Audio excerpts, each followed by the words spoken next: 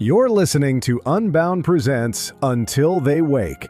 7 episodes, 6 lives, 1 impossible convergence. Beth Curry's been chasing these stories for a while now, and she's finally ready to share what she found. It's not what you'd expect. Nothing about this is. Pull up a chair. This one's different. Hey everyone, welcome back. This is Beth Curry, and you're listening to Until They Wake. Yesterday I told you about James Cooper, a swim instructor who dove into Lake Carmen in 1995 and spent the next 20 years standing in the bleachers of the life he'd built around that single afternoon. Today's story is about a woman. Her name is Ruth Mitchell, and her moment happened on a Tuesday in November of 1987. Ruth was 7 months pregnant. She was driving home from a routine checkup on Interstate 84 in Portland. Everything was fine. The baby was healthy, blood pressure good, measuring right on track. The doctor had sent her home with instructions to keep doing whatever she was doing. Ruth was proud of that. She was the kind of person who liked getting things right. You know, she always had color-coded spreadsheets. She tells me of an alphabetized spice rack. She never forgot a birthday. Pregnancy had been no different for her. You know, she approached it the way that she approached everything, with lists and schedules and contingency plans. The nursery was painted. The crib was assembled. She had a binder of baby information cross-referenced by category. Monica Geller, anyone? Her husband David joked that their kid wouldn't stand a chance against her organizational skills. He thought the poor thing would have a bedtime routine before it could hold his head up. And he was probably right. Anyway, underneath all of it, Ruth was scared. You know, she was scared of the loss of control that babies represent, and she was scared of the chaos. She was scared that she wouldn't know how to be the kind of mother who could go with the flow and handle mess and unpredictability. You know, kind of let things be imperfect. Her own mother had been warm and spontaneous. Probably the kind of mom who'd declare ice cream for dinner or let Ruth stay up late on a school night to watch the stars or something. You know, Ruth loved her, but she wasn't like her. Ruth needed order and structure and things in their proper place. And a baby is the ultimate variable, for sure. But she was trying. You know, she was reading all the books and taking all the classes and doing everything right, because that's what Ruth did. November 3rd, 1987 started like any other day. The appointment was at 2. It ran a little long, which put her on I-84 during rush hour. Not ideal, but manageable. She was a careful driver. Probably hands at 10 and 2, 5 miles under the speed limit, turn signal every time. David made fun of her for it. Ruth didn't care. The rain started just as she merged onto the highway. November in Portland means rain. Anyone who's lived there knows that. But this was heavier than usual. Roads were slick, headlights were blurry. Ruth turned down the radio and leaned forward slightly. You know, her baby kicked hard right against her rib cage. You know, it was sudden and sharp, and enough to make her gasp, and her hand went to her belly for just a second. And then she saw the brake lights. Too close and too late. And she hit her own brakes and felt the car start to skid. The tires weren't gripping the road. Everything was kind of moving fast and too slow at the same time. You know, if it's happened to you, you're familiar with this.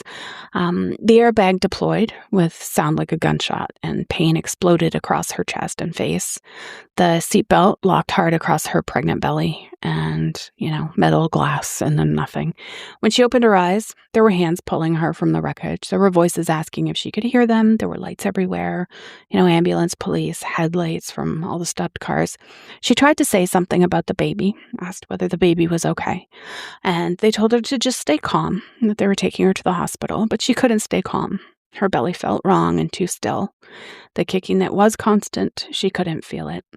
The ambulance ride was kind of a blur, and someone held her hand. She didn't know who it was. Someone else called her vitals over a radio, and the siren seemed to fill up her entire head.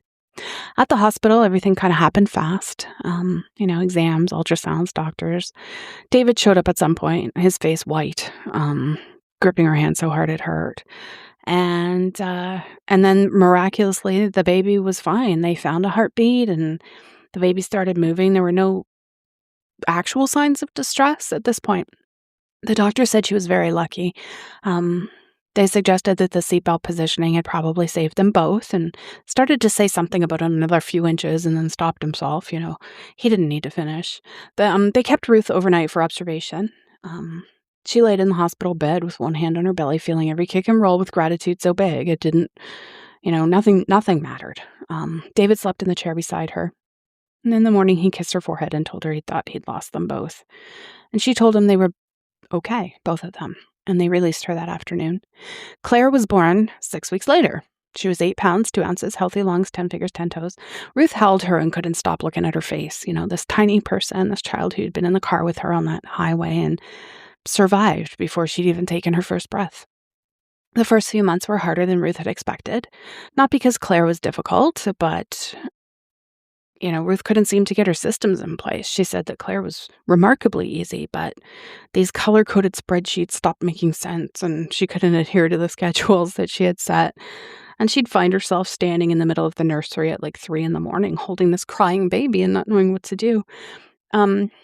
David tried to help, but he was traveling more for work. He's a senior sales director through this position that he worked in, and there was a bigger territory and longer trips. So, he'd often call from hotel rooms in Dallas or Phoenix, Chicago, ask how they were doing. Ruth would tell him fine, and they were mostly. Her mom came over as often as she could and would hold Claire while Ruth showered, and she would make her eat when she forgot. She shared stories about when Ruth was a baby and how overwhelmed she'd been and how all of this was completely normal. Ruth didn't feel like she was doing great. She felt like she was barely keeping her head above water, which was very out of the ordinary for her, kind of distressing. But she says when Claire smiled at her for the first time, a real smile, not just that farty gas, and then laughed, this incredible burbling sound that seemed to come from this whole tiny body, Ruth started to figure it out, not in the way she'd planned. No color-coding motherhood, but in these other ways that she didn't really have words for. So Claire grew and crawled and walked and talked and started preschool and lost her first tooth and learned to read, and every milestone felt impossibly significant to Ruth, kind of like proof. David and Ruth settled into their life together. It wasn't quite what Ruth had imagined when they got married, but it worked. He traveled, she managed the home front. They talked less than they used to, but they were partners in raising this kid who seemed determined to do everything fully and without hesitation. Ruth's mom got older and slower and started to get some health issues, arthritis, high blood pressure, cataracts, all that kind of stuff. Ruth started increasing her Sunday visits, and checking in during the week and stuff. Her mom would tell her that she didn't have to, but Ruth wanted to, and she meant it. Claire turned 16, got her driver's license in January. Ruth gave her every careful driving lecture she could think of, made her promise never to use her phone behind the wheel, and made her swear she'd always wear her seatbelt. Claire, of course, would roll her eyes with all the confidence of a teenager who believes bad things only happen to other people. Ruth wanted to tell her about that accident, about how fast everything can change, but David said she was being overprotective and that she needed to just let Claire grow up. So she tried. Claire went to college a couple hours away. She studied environmental science. She wanted to save the world. Ruth was so proud at graduation, she could barely speak. Her mom's health kept declining, surgeries and medications, and her memory started slipping. Small things at first, and bigger ones. I'm very familiar with this. Ruth hired a home health aide for weekday check-ins and increased her own visits even more, made sure she was eating, kind of taking care of her the way that her mom took care of her when Claire was new. And then one early summer, her mom fell and broke her hip. The surgery went well, but the recovery was slow. She moved into assisted living, a good place, clean rooms, good staff. Ruth visited 3 times a week instead of once. And then shortly after that, her mom had a stroke. It was small, the doctor said. She'd recover most of her function, but she needed to be in the hospital for observation and physical therapy and monitoring. So Ruth drove there the moment she got the call. Claire met her there, having driven down from Eugene, and left her classes without a second thought. That same determination she'd had as a little girl when she was learning to walk. They stayed through the afternoon. The doctors were, optimistic. Physical therapy would help. Time would help. She was strong for her age. Ruth wanted to believe them, but her mom looked so small in that hospital bed, hooked up to machines, and her face kind of slack on one side. Evening visiting hours ended at 8. Claire had to get back to Eugene. She had an exam the following morning, and Ruth walked her to the elevator and hugged her goodbye. Claire told her to go home too, get some rest. She was in good hands. Ruth said she would. She just wanted to check in with the nurse first. But she needed some air before she did that. She walked past the nurse's station, past the patient rooms, down the hallway that was quieter than the others, and pulled her cardigan tighter around herself. She told herself that she was just stretching her legs and taking a breath before the drive home. She took one turn and then another, and somewhere along the way she stopped recognizing where she was. She figured she'd just loop back around and find the elevator. Big hospital, easy to get turned around. She pushed through a door at the end of the corridor and found a stairwell and followed it down, and at the bottom she pushed through another door and stepped outside into the cool air. That's Ruth Mitchell's story. A car crash on a rainy November highway and a baby who came into the world 6 weeks later as if nothing had happened.